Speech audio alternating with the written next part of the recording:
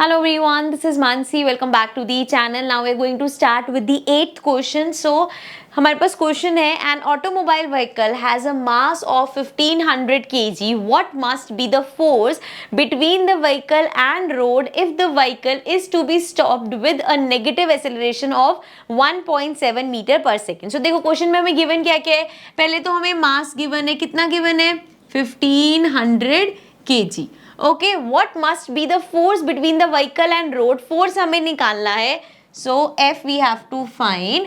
And हमें क्या दे रखा है, एक्सेलरेशन दे रखा है which is also negative -1.7 metre per second. देखो जब भी हमारे पास स्क्वायर लगा देते हैं पहले, जब भी आपके पास फोर्स ऑपोजिट डायरेक्शन में होते हैं तो फोर्स भी नेगेटिव, एक्सेलरेशन भी नेगेटिव जाता है. सो ये हमें गिवन है, हमें फोर्स निकालना है. कितना सिंपल है, F इक्वल्स टू होता है मास इंटू एक्सेलरेशन.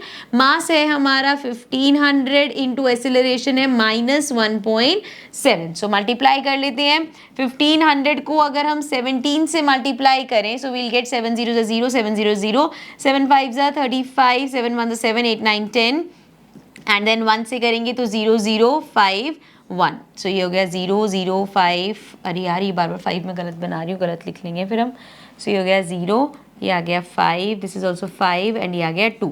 सो हमारे पास आ गया 2 5 5 0 0, लेकिन पॉइंट था तो यहाँ पे पॉइंट लग जाएगा. Therefore this is equal to 2 5 5 0 newton. So this is the force. ठीक है, सो इतना फोर्स आ गया. ऑल्सो सॉरी, माइनस में नेगेटिव आएगा ना फोर्स, माइनस तो हमने छोड़ ही दिया. सो माइनस में नेगेटिव आएगा बिकॉज ऑपोजिट डायरेक्शन में लगेगा. ठीक है, सो ये था हमारा 8th क्वेश्चन, सिंपल सा क्वेश्चन था. 9th क्वेश्चन पे चलते हैं. 9th क्वेश्चन है what is the momentum of an object of mass m moving with a velocity v. सो एक ऑब्जेक्ट है जिसका मास हमें गिवन है m एंड वेलोसिटी हमें गिवन है v. ठीक है, हमसे पूछा इसको मोमेंटम क्या होगा. भाई मोमेंटम का फॉर्मूला क्या होता है, मास इनटू वेलोसिटी. तो सिंपल है ये तो, P इक्वल्स टू mv. सो यहाँ पे देख लो कौन सा वाला पार्ट है, डी पार्ट है. तो बड़ा ही सिंपल क्वेश्चन था भाई.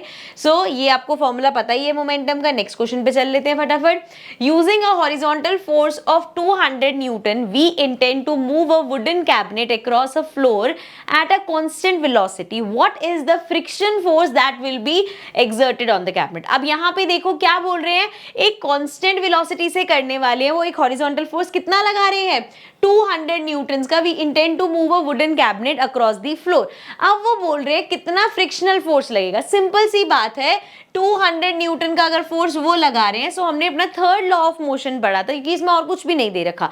सो थर्ड लॉ ऑफ मोशन के according there is an equal and opposite reaction. तो अगर वो 200 न्यूटन का फोर्स लगा रहे होंगे तो ग्राउंड की तरफ से भी 200 न्यूटन का फोर्स लगेगा, लेकिन ऑपोजिट डायरेक्शन में, मतलब -200 न्यूटन हो जाएगा. समझ में आया ये चीज. सो उतना ही मैग्नीट्यूड से लगेगा लेकिन नेगेटिव होगा वो. So this was our 10th question. Next 11th question हमारा न्यूमेरिकल है. So let's take that in the new session. So I'll see you in the next video. Till then, take care and bye bye.